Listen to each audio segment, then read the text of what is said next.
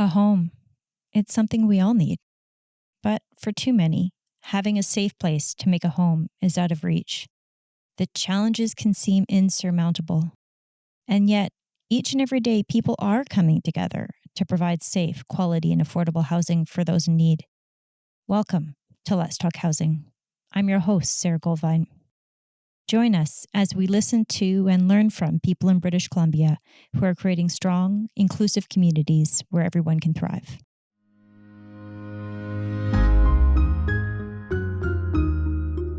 Hello, and welcome to Let's Talk Housing. Today, we are joined by Melissa DeGenova of VRS Communities and Brian Mckenna, a veteran and resident of Legion Veterans Village.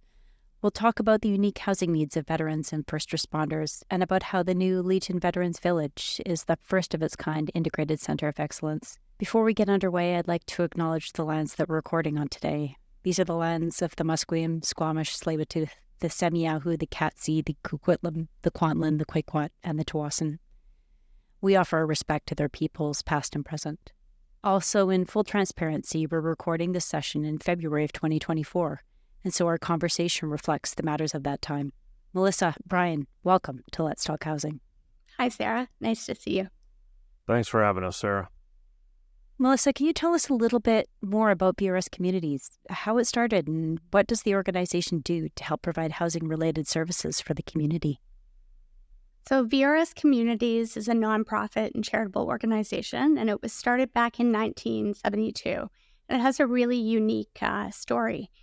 So the organization started with 3 young men who lived at George Pearson Hospital, which is an institution in Vancouver. And they had contracted polio at a very young age. And in their early 20s, they decided they no longer wanted to live in an institution. So they went to the provincial government and were able to get a very small grant. I think it was about $25,000 at the time, back in the 70s. And they bought their first home in Kitsilano. They started the nonprofit.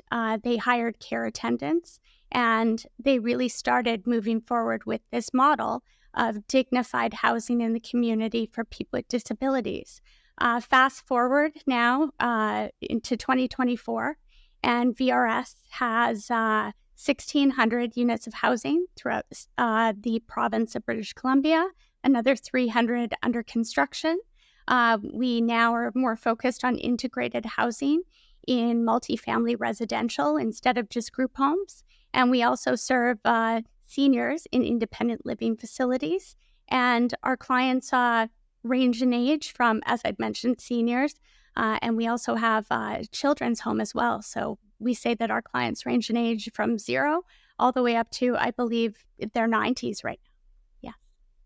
Thank you for that, Melissa. And then, of course, part of what we're talking about today is this specific housing project, Legion Veterans Village. Can you tell us a little bit about how Legion Veterans Village addresses the unique needs of Canadian veterans and first responders?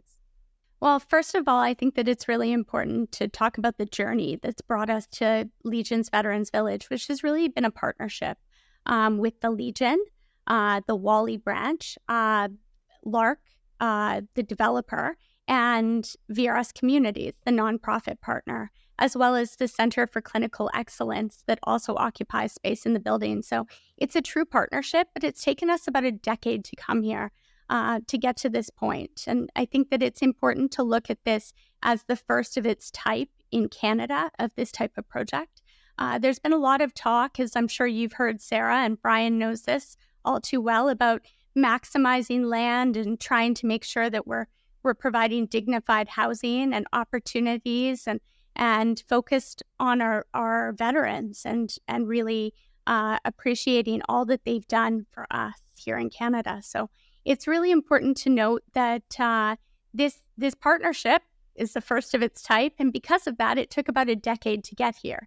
That being said, now that we're up and running, it's important to note that we wouldn't be able to do this without funding from organizations like BC Housing and the Community Housing Fund, which has contributed $12 million to this. And I can get into that a little bit later about how that's helping the affordability for veterans and providing dignified housing and ensuring that we meet the goals that we all have of making sure that veterans who we know are struggling with homelessness, some of them, or don't have that community around them, have a place where they feel that they have dignified, integrated housing in a complete community.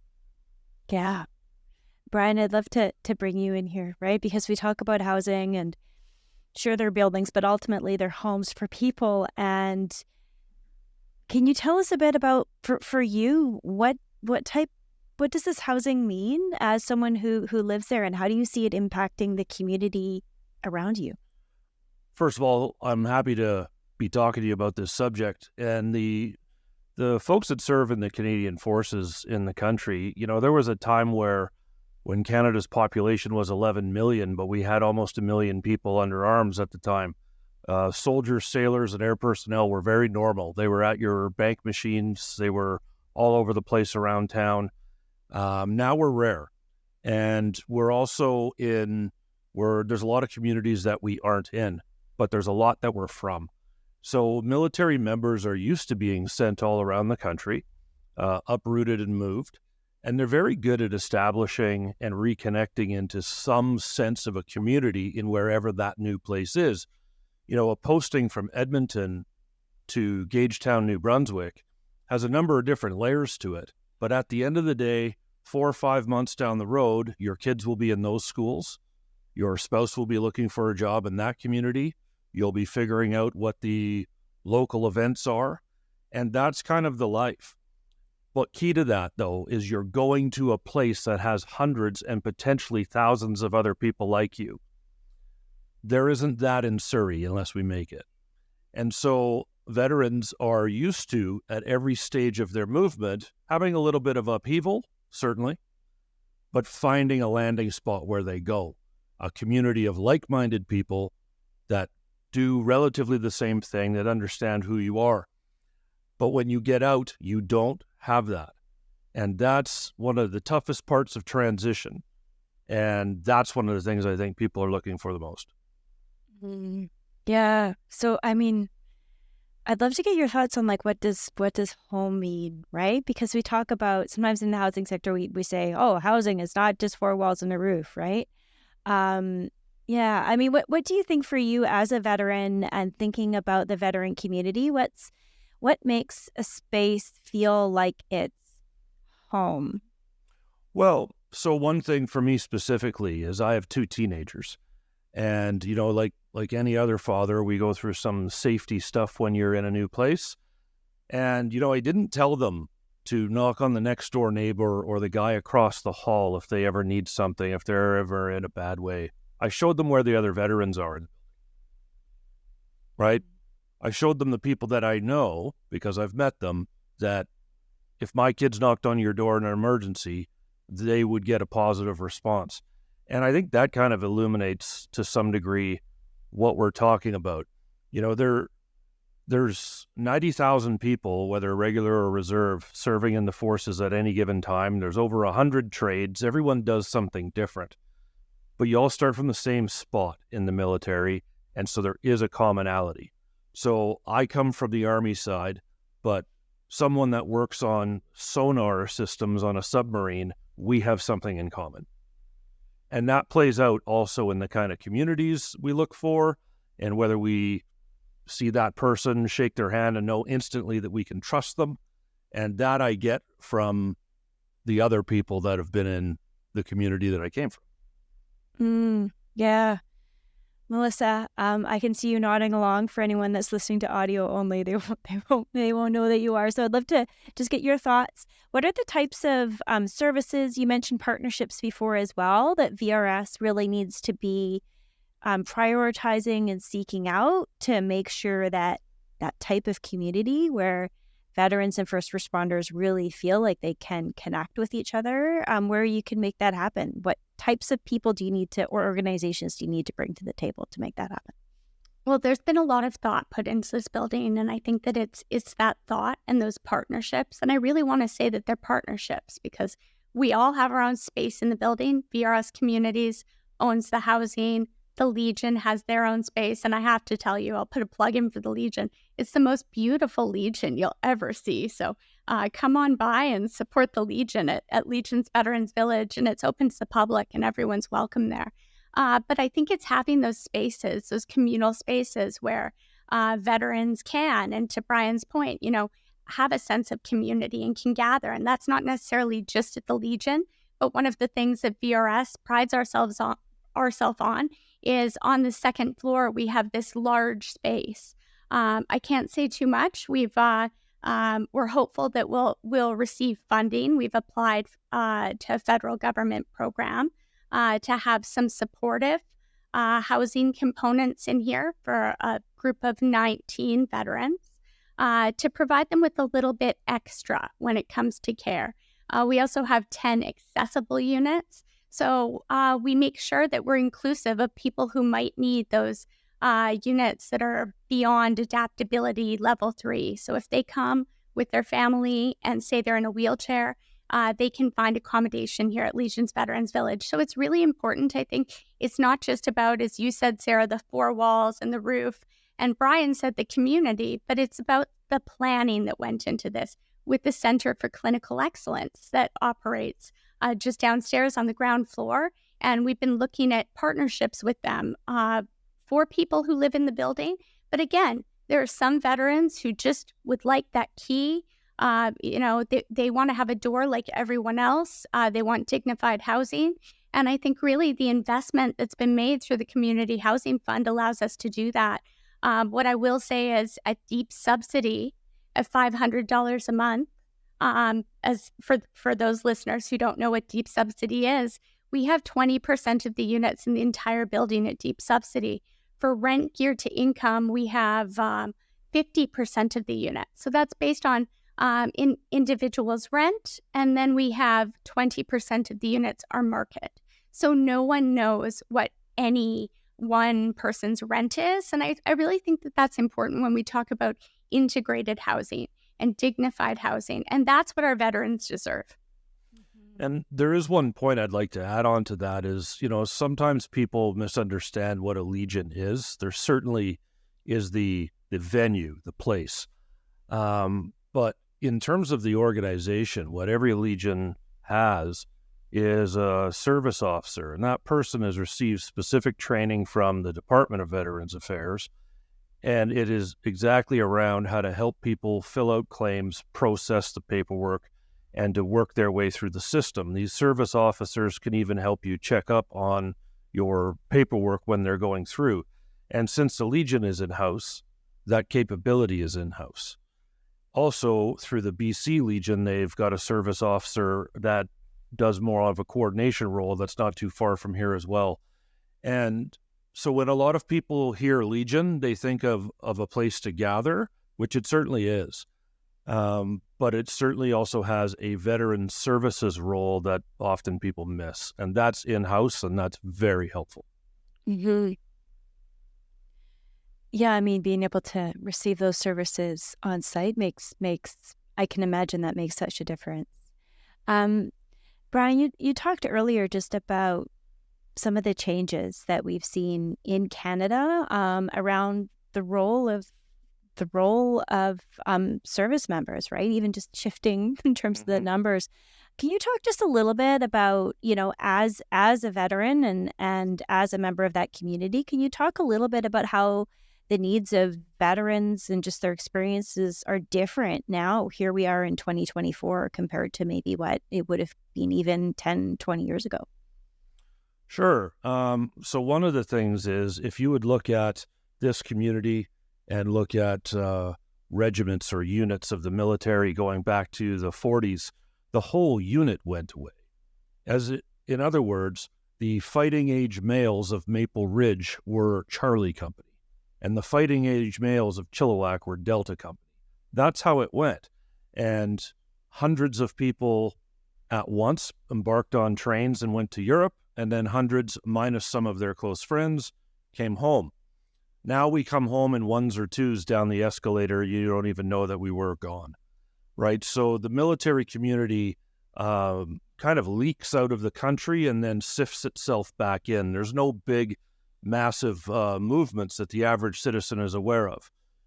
Right right today in this community, you've got soldiers coming and going from Latvia and Iraq, and the average citizen would go, what's going on in Latvia? What's going on in Iraq? So the awareness of the average person is significantly lower. And then you start looking at what we're dealing with, like fighting age males. That is such a primitive way of looking at the military. It's what it was. But even today, as women join the military, they still find equipment that wasn't designed for them, helmets that were never tested on them. And so if the entry point of the military still has things that didn't adapt to women, well, what's the transition like? What's the back end like? How do they experience homelessness different than the rest of us? And that's just one of the examples. So I guess my point, Sara, is that if we still haven't adapted perfectly to the front end of people coming into the forces, then we certainly haven't adapted to what their needs might be on the back end or 10 years later when they're disconnected from that community. Well, and if I may, just to build on what Brian's saying, and it's really great to have someone with the perspective, with so much lived experience, but also as a resident who has the experience of sharing what it's like to live in a community like this. It's important to note that a lot of these units are family-sized units, and that was purposely planned for this project, because we don't expect, as Brian said, there is this idea of what a veteran is, and I mean, we have several different veterans who've reached out to VRS regarding this project. Some of them are single mothers, some of them are young men. We have a number, there's no one profile of a veteran. And I think that that's a really important point that Brian's made. But also looking at sort of some of the, VRS has this experience, as I mentioned, serving people with disabilities, giving them dignified housing and allowing them to live independently. And often our experience has been with people who have physical disabilities that are very obvious. But I think that it's really important to note, and as we move forward and we're hopeful for this funding, to have this supportive element for at least 19 of the 91 units in this project, is the invisible injuries and the post-traumatic stress, disorder. And I'm sure Brian might have more to say about that, but it's important also that we're providing that 24/7 care and access to those veterans. So that's why we're working with the Center for Clinical Excellence, with Vets Canada, with Atlas, with a number of different organizations, because there is no one way to do this. VRS has never taken a cookie cutter approach to our housing. And we want to make sure that this fits for the people who are living in this project. And it provides the kind of housing that makes sure that there is affordable housing. And the other point that I'll add here, maybe I'll just take a quick moment there, is in Metro Vancouver, affordable housing is challenging for everyone. That's what we're hearing from families that reach out to VRS, but especially for veterans. So when we look at homelessness across the country for veterans, and I've looked at those numbers, there are a number of veterans who are experiencing homelessness or who do not have secure housing in Metro Vancouver. And I don't want those numbers to get lost when we consider the 91 units of housing that's being provided here. I think, along with what Melissa was saying, certainly the unseen wounds are there, the mental health for sure. But one thing that's often missed is, even for the larger Canadian forces and then veteran community, one thing that people miss is what I call the juxtaposition of capability. So breaking that down, what I mean is, you can have a person in the military who is a specialist at moving extremely sensitive equipment up to the Arctic, right? Complicated stuff, busy stuff, very highly skilled and capable people that haven't cooked their own meal in 10 years or haven't booked their own dentist appointment, because the system gets you to do those incredible things by handling your life activities for you to some degree. But that doesn't happen when you get out. And so sometimes you will find, how is this fighter pilot who basically was, a walking, talking air traffic control center in the sky, having a hard time managing the ins and outs of the day-to-day life. Well, the reality is that when we're separated from our spouses due to work, the spouses handle it. And even when we're back connected through the military environment, it decides a lot of those things for you. So you wind up with people of incredible talent and capability that haven't done some basic functions of human living on their own. That's a really fascinating point, Brian. Melissa, you're engaged in a lot of public conversation around the role of veterans and the importance of support for veterans in our community. Can you talk a little bit about what you see people getting wrong when they make assumptions about veterans in Canada and specifically in Vancouver? Well, I think there are some assumptions out there that, veterans are sort of this older demographic of the population. And I think, Brian really was bang on in the way that he described it. I've seen the face of veterans from young men to, as I've mentioned, single mothers who are coming to us who don't have housing for them and their children. We're also hearing from veterans who are struggling with addictions issues, and that might be concurrent to, their struggles with PTSD and other wellness issues.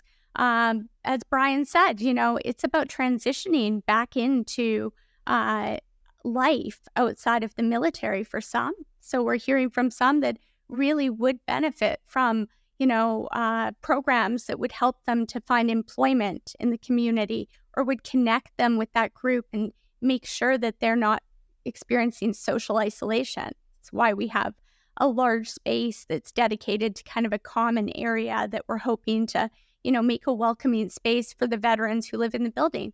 We're also hearing, we're trying to balance the needs of everyone, that, this building may not be 100% veterans. It may instead just be, may have a large number of veterans, but also have families who are connected to the veteran community as well. Because we've heard from some veterans that they would like to live with other veterans, but not in a building completely of veterans, because that could perhaps ghettoize them, is a word that I heard actually recently from a veteran. Whereas there are other veterans who they would like to live in a community just with veterans. So we're trying to strike a balance that's welcoming to that community. But the face of veterans is, it could be, the woman walking her child to school down the street who's served our country and allows us to walk down the street, Sara, with the freedom we have. And when we look at the conflicts around the world right now, that's not lost on me. That's not lost on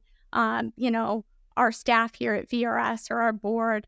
And I think that it's really important that, we consider those invisible wounds or invisible disabilities as well. And we're making sure that we provide more than just a roof, more than just that door, but also that support for those veterans to set them up for success. Yeah. I think you're so right, Melissa, around the importance of those services. And it is more than a roof and more than a door. Brian, what do you see as the future for this community as a member of the community? And as Melissa mentioned, there's a lot of conversations about the future of the Legion's Veterans Village. What do you hope for the future? Where do you see things going from here? Well, I think her initial comment is correct, that you will see more of these across the country.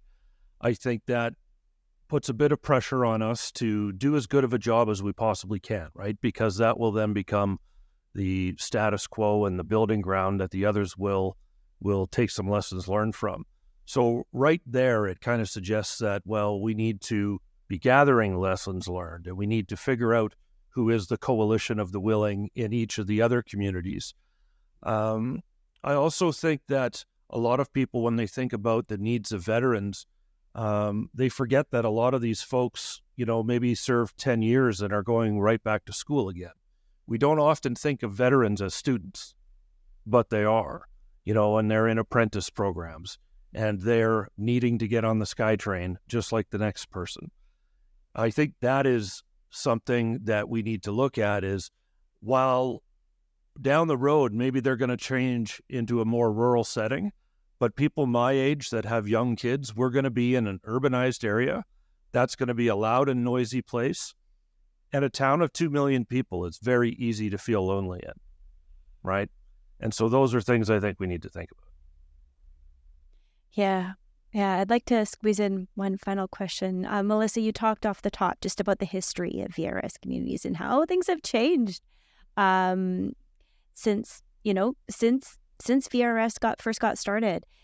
Where do you think the role of VRS and other organizations like yours is going to grow to as we look ahead and the changing needs of veterans and veterans communities with, a lot of these are global forces that are impacting the needs. What do you see when you look ahead?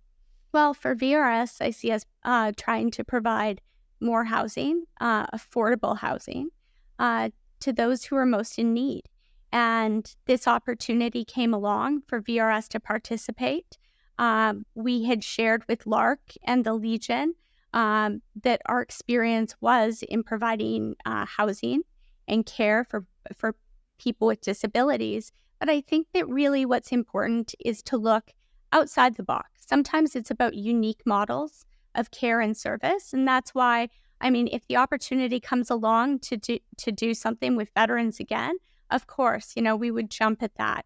But as Brian said, this is a model for other legions. There's been a lot of talk about, underused land and perhaps the legions even, as a business plan or a model coming together with nonprofits to provide housing for veterans. So if it's not VRS, we're happy to step up to the plate and, share our experience with other nonprofits who might be able to do this across Canada as well.